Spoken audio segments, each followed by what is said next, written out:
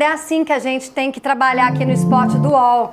A gente tem que trabalhar com bullying, né, Bira? Você viu zoando o pessoal do esporte, que o pessoal do esporte está lá embaixo. Aliás, o líder de todo o bolão do UOL é um assinante. Eu quero dar parabéns para ele, já eu pego o nome dele aqui. E você sabe que no Instagram do UOL Esporte, você tem conteúdos variadíssimos, incríveis sobre Copa do Mundo. Não só notícias ali ao vivo sobre tudo que está rolando, mas tem também os nossos personagens, né? Que vão trazer muito conteúdo também, muito entretenimento para você durante a Copa do Mundo, tá? Vou ouvir agora você, o Brasil 70, sobre Canadá e Bósnia. Os dois jogos de onde a gente menos espera, não, de onde a gente mais espera é de lá que não vem nada mesmo, né?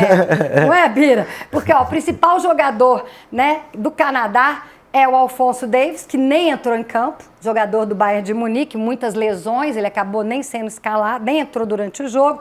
E o Jonathan David, da Juventus da Itália, saiu no segundo tempo, não fez nada. Pois é, né, Fabiola? E a verdade é que eu concordo muito com a Alicia quando ela fala sobre ser um grupo muito aberto, né? Inclusive, acho o grupo mais fraco tecnicamente, se você olhar as 4 seleções, muito abaixo, né? Eu acho Canadá, Bósnia, Catar e Suíça. Você não espera que nenhuma delas vá avançar e levar trabalho nos mata-matas. E, sem dúvida, né, uma estreia abaixo, na verdade, dessas estrelas do Canadá. Muito bem verdade que o Alphonso Davies está voltando de lesão, enfim, vai ainda estrear de verdade. Mas o Jonathan David teve algumas oportunidades e acabou perdendo, né? Muito bem verdade também que caiu no pé esquerdo e ele é destro, então acabou tendo essa dificuldade técnica, mas teve 2 chances ali, principalmente no primeiro tempo, que poderia ter até abrido o placar, né, da partida contra a Bósnia e acabou perdendo. E aí do lado da Bósnia, acho que a Alicia traz muito bem, né, que acabou eliminando a Itália e eliminou justamente fazendo esse futebol de muita consistência defensiva, contra-ataque rápido, né, jogar esse jogo de transição, procurando principalmente o camisa número 20, né, o Bajrak Teravic, que eu estudei para falar esse nome. Decorou? Sim, porque quando eu vi... Quando você se dispõe a fazer um programa sério, você, né? Você decora. Eu decoro, né? E eu tive também já a felicidade de fazer um jogo dele na Taça da Holanda, que ele joga no PSV e ele fez uma boa partida, né? O escape da Bósnia era ali na direita, com um menino correndo muito, sempre buscando esse 1 contra 1, conseguiu inclusive, né, fazer a jogada que acaba levando ao escanteio e aí a Bósnia acaba fazendo o primeiro gol, mas é aquilo, né? Não dá para só se defender numa Copa do Mundo, ainda mais contra um país que está jogando em casa, e aí o Canadá fez valer ali o fator mando de campo, né? Porque o estádio estava lotado, né? O pessoal estava falando que estava meio sem clima de Copa no Canadá, mas naquele estádio tinha bastante clima de Copa e o Canadá soube aproveitar, mesmo com a ausência das suas estrelas, né? O Davies machucado e o David mais ou menos ali no ataque. Alicia, você acha que eu não estou querendo desmerecer, né? Não quero ser desrespeitosa.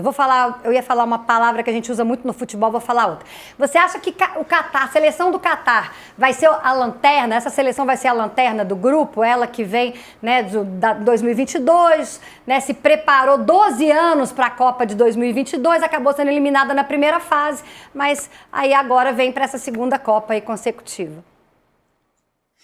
Olha, eu tenho muita curiosidade para ver como a seleção do Catar vai chegar para essa Copa do Mundo, né? Uma vez que a gente tem a pressão, obviamente que se classificou, mas tem a pressão de um Mundial que não é um Mundial em casa, porque a gente muitas vezes vê aquela queda no ciclo, né? A gente vê isso tanto em Copa do Mundo quanto em esportes olímpicos, que o país que vai receber o evento investe, e aí depois tem uma queda natural. A questão é que o Catar não tem, assim, né, não demonstrou um grande futebol em 2002 para a gente esperar nada esse ano, né? Aliás, para quem achou ruim ontem, eu vi algumas pessoas dizendo não foi um grande jogo México e África do Sul, convido-os a assistir Catar e Equador, que foi a abertura da Copa passada.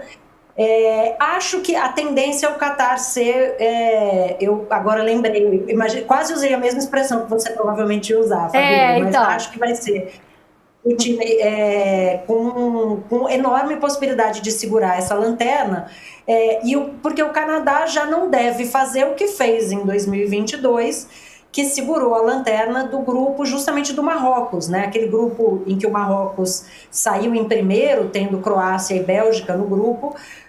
Teve também o Canadá, que acabou sendo derrotado por todo mundo, assim como o Canadá tinha sido derrotado por todo mundo na sua primeira apresentação, na sua primeira participação.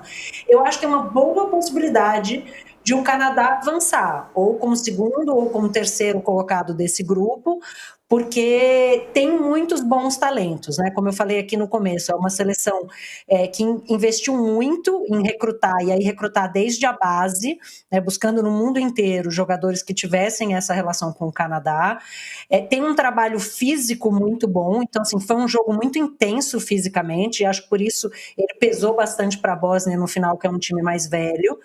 E tem o Alphonso Davies, que não voltou ainda. A gente precisa ver em que condição ele vai estar, porque ele está se recuperando de uma lesão no ligamento cruzado anterior e né, teve subsequentemente várias lesões musculares, que é o que ele está lidando agora. Então, se ele voltar e estiver bem, é um grande reforço para essa equipe, né, que também tem um bom treinador. A gente viu muito ali a mão do treinador no gol de empate do Canadá, na melhora da equipe no segundo tempo.